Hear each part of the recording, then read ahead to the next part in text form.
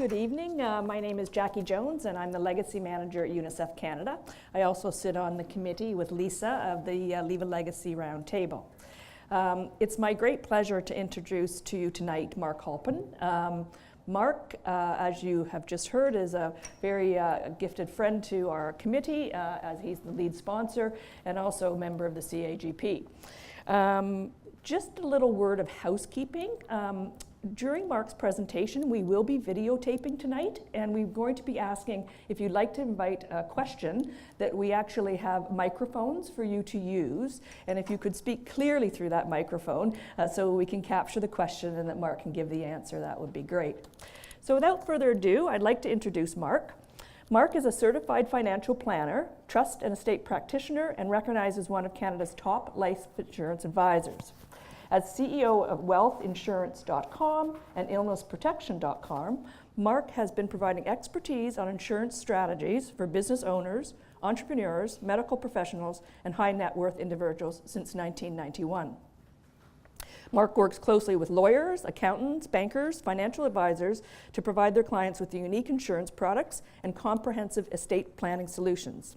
Mark is a member of the Toronto Estate Planning Council, the Society of Trust and Estate Practitioners, the Canadian Gift Planners Associations, CALU, and sits on the Advisory Council of the Munich RRIF. Mark, it's my pleasure.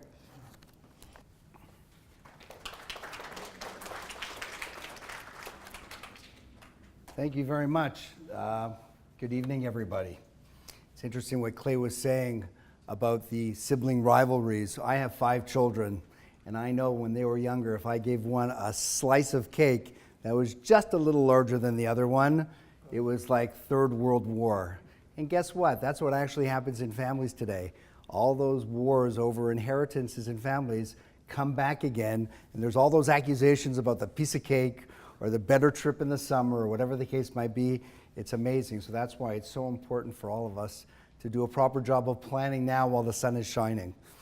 It's great to speak to you tonight, and hopefully I'll share some ideas with you that will make it easier for you to retire happily and in security. I'm sure everybody would be interested in that. And the other thing is to be able to be in a position to be able to give gifts to important institutions that you feel passionate about, and I'm sure you'd really appreciate that as well. So without further ado, this is just a disclaimer. It's standard operating procedure. It basically says whatever I say, don't do it by yourself. We write for a publication called The Tax Letter. Somebody read the article and did some planning and contacted us when they got a T5 from the CRA for $45,000 of tax and said, how come I got a tax bill? I said, well, you really should have spoken to a professional. So I encourage you all to speak to your professionals on any of the concepts and things that we're talking about today. Did you notice that it seems to be there's a lot of doom and gloom in the world? Besides what's going on in North Korea and America, the stock markets, etc. But it seems that, a long time ago we had Steve Jobs, Bob Hope, and Johnny Cash, and 14 years later, we have no jobs, no hope, and no cash. The good news is that it's not all doom and gloom. We have a new government in Ottawa, led by Justin Trudeau, and apparently he's making it very easy for us to pay our taxes. It's a new simplified tax form. Whatever you made, send it to us. And we joke about that, but really we're living very, very difficult times from a tax point of view, which we're going to get into. I'd say this is a very important idea that all of you should be aware of, and that's that we're in a new reality. One thing is the governments are not going to be capable of taking care of the elderly in this country. That's not a political statement, that's a math problem. The baby boomers started turning 65 in the year 2011. I see a few baby boomers here, right? And it's going to affect things that we really take for granted. You're going to see people selling real estate, people taking money out of the stock markets, which can definitely have a big impact. And you're going to see in the area of healthcare, a big burden on the healthcare system, where already a lot of our tax dollars are going there. So I call it the largest unfunded debt that we have in the industrial world. To top that up, people are living longer. So they say today, every baby born today, there's 50% of them will live beyond age 100. But the largest demographic shift that we're experiencing right now is the age 90 and age 100. So people potentially can be very long on life and short on money. with a false expectation of a big wealth transfer from our parents, the greatest saving generation of all time, to us, the greatest spending generation of all time. So it's really important that people do some planning along that. And to top that up, we're really in a misinformation age right now. People are looking for wisdom and knowledge, and I think that's really something that is not as readily available as it used to be when I was growing up.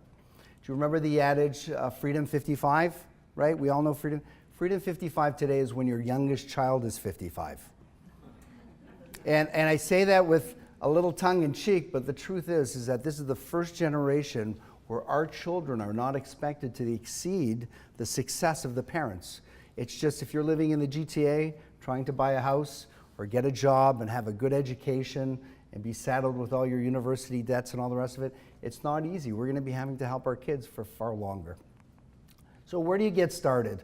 I think it's very important that everyone has to look at a big picture when it comes to their financial planning and estate planning. This is a very holistic view where, as Clay said, the first discussion is all around wills. I know that there was a study done by RBC that said there are 544,000 Canadians who have investable assets of $1.5 million or more. That's not including the real estate, just investable assets. And of those, only 40% have a will. And of those 40%, 80% are not up to date. So very important that you have a will. Another important piece here is an estate directory, which we'll make available to you as well for free. But what that is if something happened to you, does somebody know where all your stuff is? Where's your will? Where's the key to the safety deposit box? Digital passwords, life insurance. Likely if you have a spouse, they might know, but what if there's a common disaster? Would anybody else know? We all have that drawer, right, that has everything in it. But you'd have an emotional event that happens right away, and right away there'd be a financial event. Where is everything? So I encourage you to do that. But we look at things like life insurance. Long-term care is very, very important, that people should be really looking at that. And you see that the highlighted areas are retirement and investment planning and charitable plan giving, which we're going to focus on in our conversation today. You'll notice that the second one on the bottom, aging parents, it's a big responsibility today. I just was with some clients. They're in their 50s, their parents are 87 and 84, and they're dependent on their adult children. I don't think anybody in this room wants to be dependent on your children. So part of that is really sitting down and doing some planning while the sun is still shining.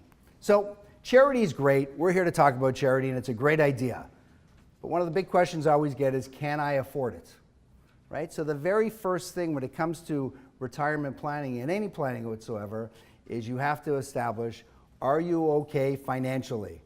You might have an idea in your mind, we've got this, we're making 5%, we're paying taxes of this, but it's very important that you get a check mark that with all the assumptions of your RRSPs, RRIFs, any money that you're earning, CPP, OAS, any inheritances, it sort of all has to be accounted for to make sure based on the number of years you anticipate being around, some assumptions for inflation and investment returns as well, are you okay financially?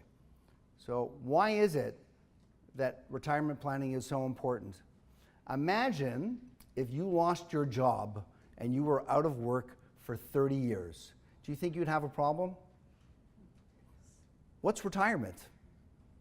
You're not working for 30 plus years. It's really losing your job. So the question is, your income stops, your expenses still continue, and then we have to add to that any type of health risk. You know, the aches and pains can add into more difficult and more challenging health concerns. And then, of course, the dreaded taxation. So you might make a whole bunch of money, but do we really get to keep all of that? No, we live in a great country. Happy 150th birthday, Canada. It's the best country in the world, and we believe in paying taxes, but there's just a certain limit of the taxes that we need to pay. And if there's some way for us to reduce those or mitigate some of those taxes, we want to look into it. What are some of the other reasons that retirement planning is so difficult? First of all, getting started is the hardest part. If you've ever started, you know, that diet or that exercise program, or you want to quit smoking, it's always hard because you have to start with a date in mind and get it done. A lot of us deal with very good professionals on the investment side of our business. So they might invest our money, but they're not always planners. A planner is very different from investments because the planner can actually go ahead and work through a whole bunch of retirement income assumptions, what your tax liabilities are going to be now and down the road, And is there any money that's going to be left over at the end of the day for charity or for inheritances, etc.? The other thing is life expectancy is difficult to determine. You know, if you are 65 and you die at age 66, well, it's very easy to plan for your retirement, right? Chances are you're not going to run out of your money. The challenge is when you live a very long time, that could really be something that's dangerous. And of course, inflation concerns. We have low inflation now. Markets are unpredictable. Just anytime Donald Trump speaks, we know there's going to be some change in the Dow. And then how much do I need? How much do I really need? So this is one of the most important slides that I think all of us have to consider, and that's really looking at your net worth cycle. As you go through your early years, you're accumulating wealth. And then when you hit age 60, age 65, you might stop working and now you want to access some of that wealth. Well, if you're a real good investor, your net worth can continue to go up. Or if you just manage to keep with, after taxes and returns, your money still might be the same. But really what you might see is an erosion of some of your principal. And what I find with my clients is most of them get a check mark that they're okay for their retirement. The challenge that they have is that they're going to be having a lot of money left over that really they're the custodian or trustee for the next generation. And the difficulty with that is they get to partner with Revenue Canada with that money. So the challenge for everyone here is identifying that so you can figure out, can I do some strategies to move CRA out of the picture, leave more money for my family, or leave money for charities. This is just an example of a retirement income plan where somebody has available capital, they've got a lifestyle goal, and then we want to make sure they've got money that's going into savings or investments every year. The idea is based on conservative or moderate or aggressive returns, are they going to be okay? This is just one, it could be a 30-page summary, but at the end of the day, it's generally about 5 pages to at least give you a roadmap to make sure that you're going to be looked after in your retirement. If you haven't done this already, I recommend you do. Speak to a paraplanner. We do this type of work for our clients as well, but speak to your investment advisor. Just make sure that you go through this exercise. As we say, if you have more options and more flexibility, then you have more choice as opposed to less choice down the road. Taxes. We have a lot of taxes, and taxes are payable by all of us. And what we don't always appreciate is when we have a spouse and you die, everything rolls over to your surviving spouse tax-free. There's no taxes due on the first to die of a spouse. But on the second to die of a spouse, it's considered that everything that you had, not including your principal residence, but everything that you had is sold at the market value at that time, and the government is sitting there with their hands out. If you have RRIFs, they want to take 54% of that money. If you have any stocks, non-registered stocks or investment property, they want to take 25% of all the gains. And if you have a corporation, money sitting in a holding company or an investment company, they want to take sometimes up to 50 or 60% of that. So you might be sitting there saying, I've got so much money, but at the end of the day, when you look at the taxes, it's actually much less. So what can you do about it? There are very few tax shelters left in Canada. We have really only 4. Your principal residence, whatever you paid for it and whatever it grows to, you don't pay any tax on the gains, which is still lovely, and they're trying to make some changes on that as well. TFSAs, which are very small, are also something that we're not taxed on. So that is also a tax-free investment. Lottery winnings. Lottery winnings in Canada. If you win the $10 million 649 jackpot, you don't pay any taxes. We have an entire industry out there. That's what a lot of people's retirement plan is.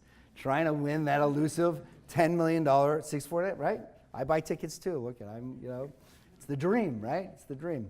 And the last tax shelter we have left is tax-exempt life insurance. It's still something that can grow tax-free, pass along tax-free, and be accessed tax-free.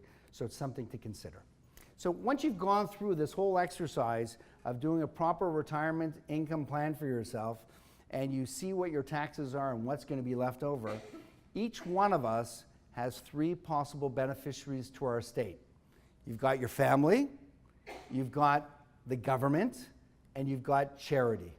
We can all only pick 2 of those. Which 2 would you pick? I ask my clients that, and probably 10 out of 10, well, not 10 out of 10, 9 out of 10 somebody will say, no, roads, bridges, we need infrastructure, but most of them will say they'd like their family and charity.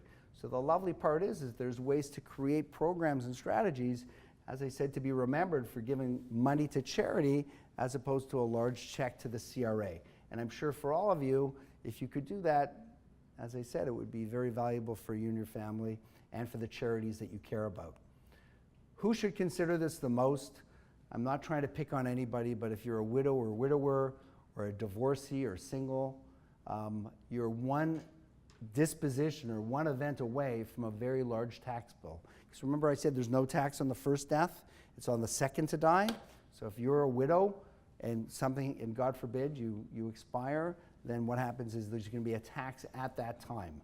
So those are people who should be really considering this. Anyone who's married with no children or charitable people in general are those who would very much consider doing something by way of charitable gift as opposed to wanting to pay taxes.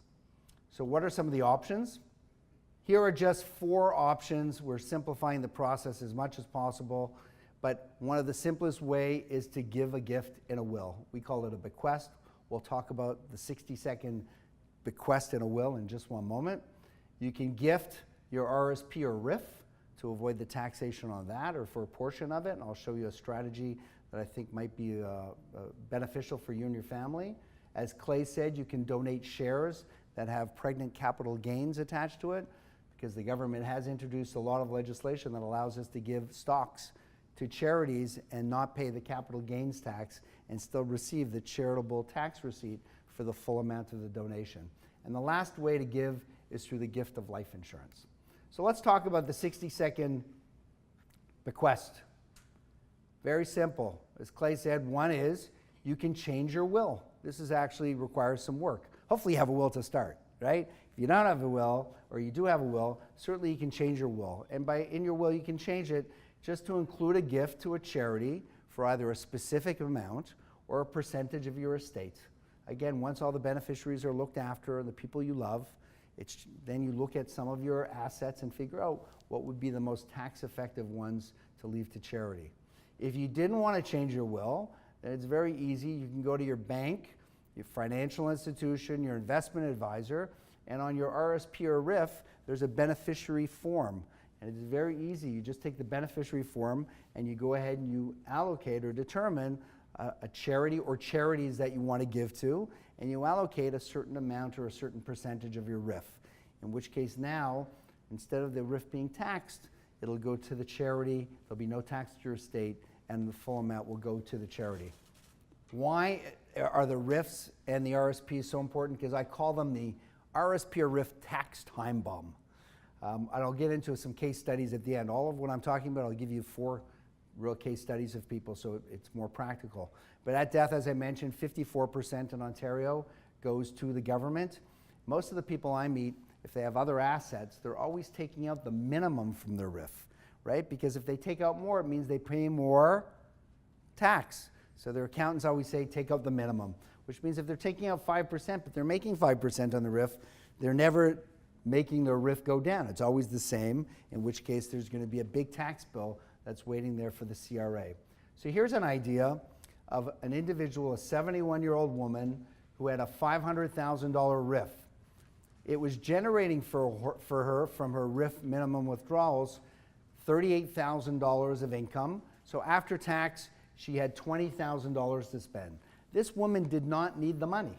She would just reinvest it because she had other assets. She had the pension, and she was earning some money through some work that she was doing.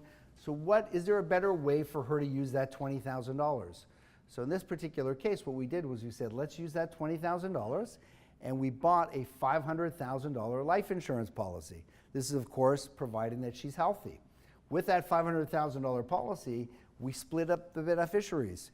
$250,000 went to charity, and $250,000 went to her family. Watch what happened. The charity received $250,000, which provided a charitable receipt to negate the taxes, which saved the estate money, and the kids received $250,000. So at the end of the day, the kids received $375,000, and the charity got $250,000, where they would have only received $230,000. So we created money for charity just by utilizing some insurance and some beneficiary designations.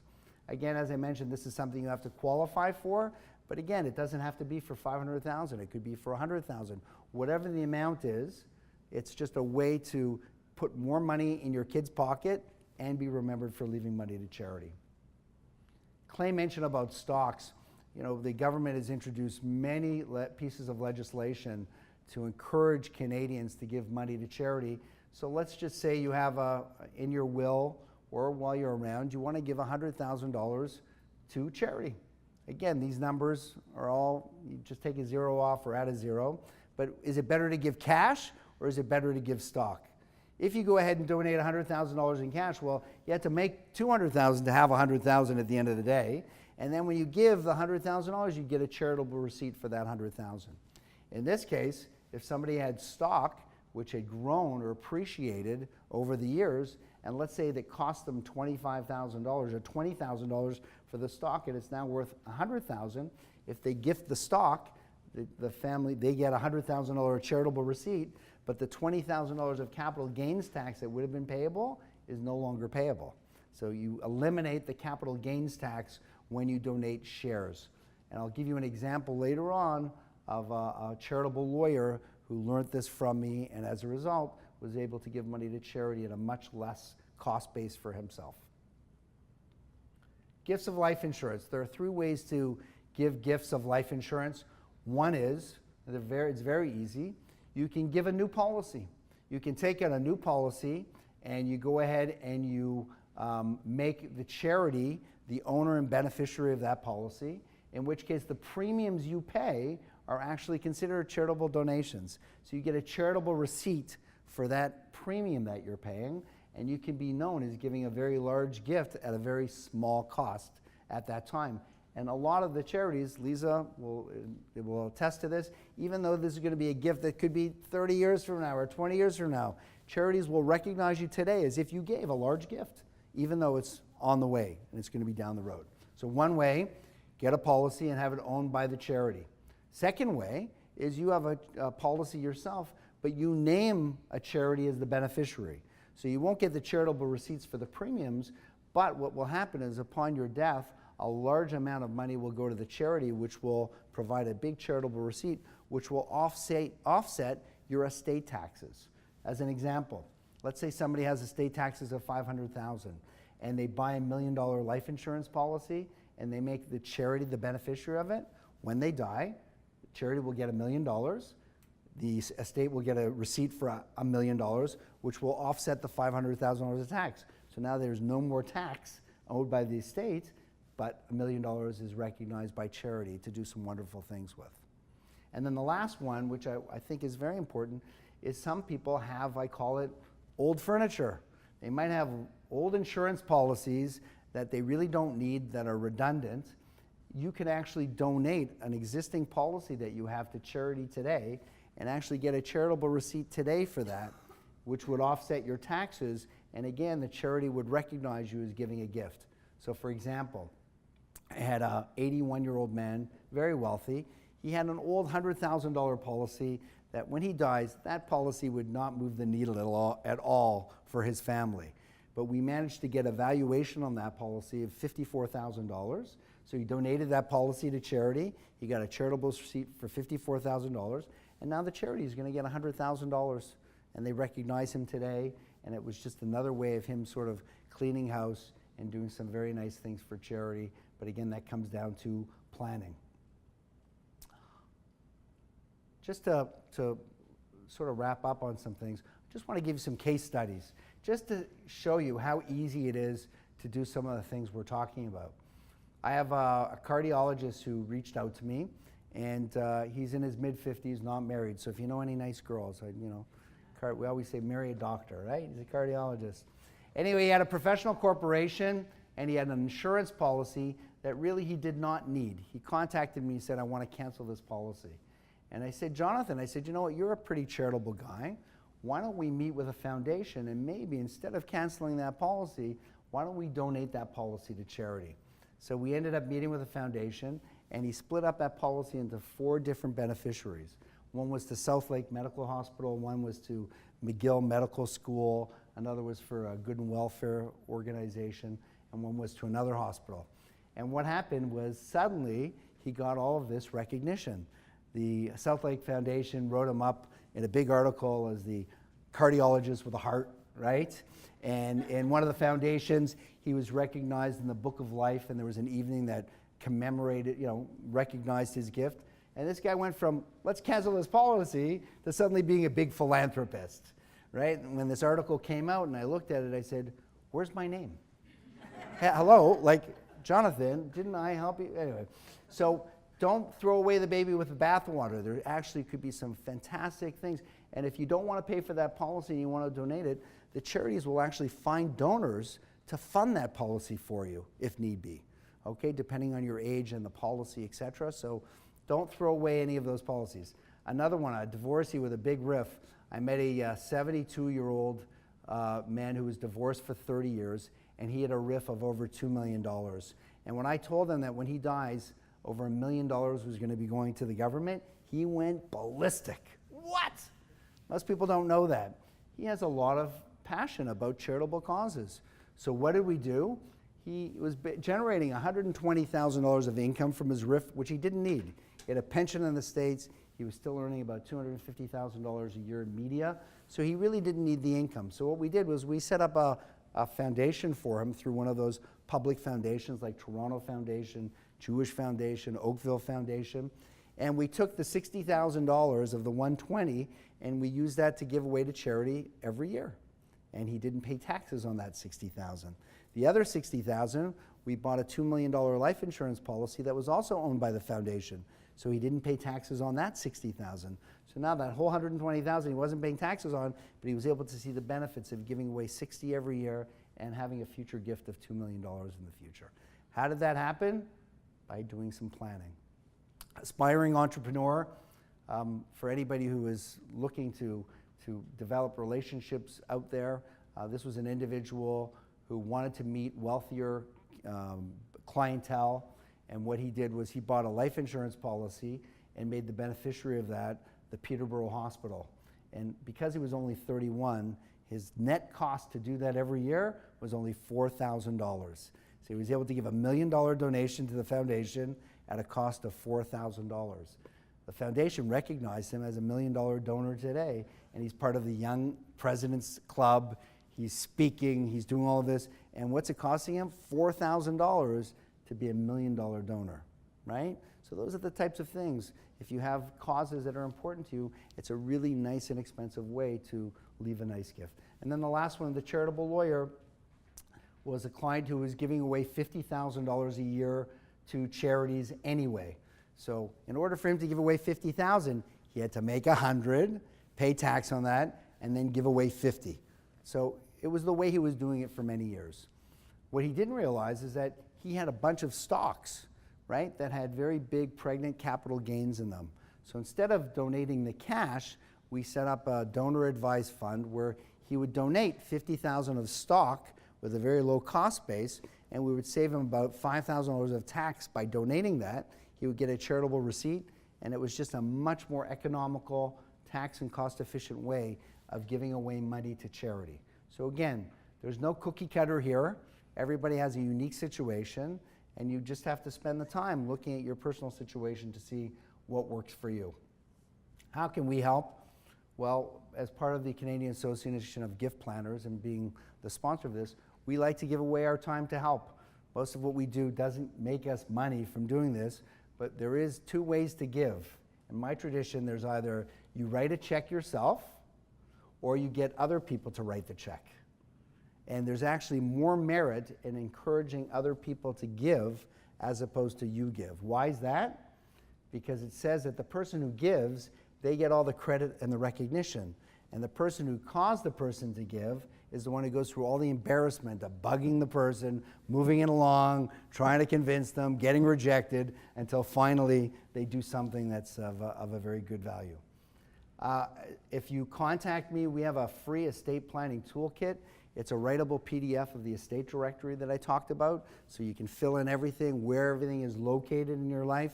Let somebody other than your spouse or a family member know where it is at all times. And then the last thing is we have an article at the back are a publication called The Tax Letter. It's available at the back here. There's a very good article. I've been writing for this publication for the last 6 years. It's a subscription publication that's been around for 33 years. And they made a very, very nice offer when we asked them to publish copies for everyone. As a result of everyone being involved with the Leave a Legacy series, if you look at the back, they would like to have you as readers of the tax letter. And by coming here today and you contacting them, they will give you 3 months free subscription. And I'd be very happy to send you the publications in the past that deal with a lot of what we've talked about to help you with your own personal planning. Lastly, you know, this is a picture. I'll tell you about it in a second. But who in this room knows the name of their grandparents? Show of hand. Who knows the name of their grandparents? And who here knows the names of their great-grandparents? Show of hands? Much fewer, right? But if on January the 1st you received an envelope in the mail, and inside that letter was a check for $10,000 from your great-grandfather, you think you'd remember his name? I think so. So we have the ability with some planning to be able to do these types of gifts for our children and our grandchildren. I'm finding that all the people I'm dealing with, the grandparents, are really doing planning for their grandchildren because their adult children seem to be better equipped at this point. Why is this important? Because, you know, plan or giving money to charity is really about giving values over to your children. We're in a different generation. They say that the apple doesn't fall far from the tree. You've heard that before, right? But when it's windy, the apple doesn't fall far. It falls further away from the tree. And when there's a hurricane, you don't even know where that apple is. The reality is today is that our society is changing so much with technology and the latest iPad, iBox, whatever. It's all I. You notice? I. Except they invented the we, but they spelled that W-I-I. So go figure that out. But everything's I. So really all the whole idea about giving charity is about engaging your family and your children and grandchildren in this idea of values, legacies, social responsibility. So I encourage everybody here to really sit down, take the time, speak to your planner, be in touch with us if we can help you at all. But the most important thing is, you know, while the sun is shining, look after this. Because there's amazing things that we can do to help a lot of great causes that really could use our help. And more importantly, it helps us. It helps our families. Send me an email, you know, call me. I'm happy to just answer any of your questions to help you with your current professional advisors. Or if we can help you, by all means, we'd be happy to do that as well. Just want to thank everybody for listening. Wish you all a great summer, a safe trip home, and God bless Canada. Great place to be.